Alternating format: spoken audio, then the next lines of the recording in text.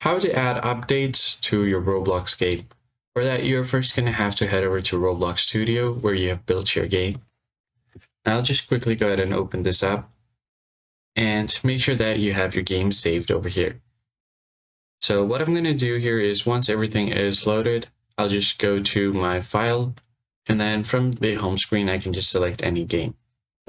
Let's say if I want to go ahead and go to my experiences, click on it. You can open up your place. This is currently public, so I'll just go to this public place, but you could also go to something private and then click on it. Now it's going to open the place and your editor. Once your place is open now, you can make different edits. So I've gotten this place over here. It is currently private, but I'll just show you how you can add different updates to it. So let's say if I want to update something over to this part of the game here, I can just go ahead and go to edits, go to categories, and I can add different options here. Let's say if I want to add this, I can just click on it, and then I'm able to add this. So click on OK. And then from here, you should be able to add this element anywhere you want. So let's just add this over here. And now, all right, so once you've added your update, you can add other stuff as well. Let's say if I want to add a treehouse, I can just click on this. And then I'm able to add a treehouse. Click on OK.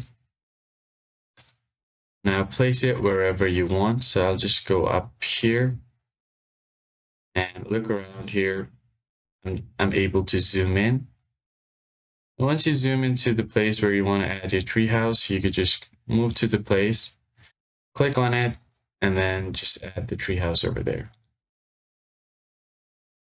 So once you have added all of the desired updates, you should be able to just save it and publish it to Roblox. Click on the file option at the top left.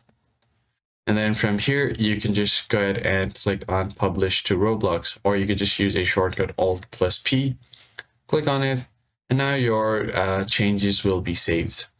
Now that's how you basically update or bring an update to your game in Roblox.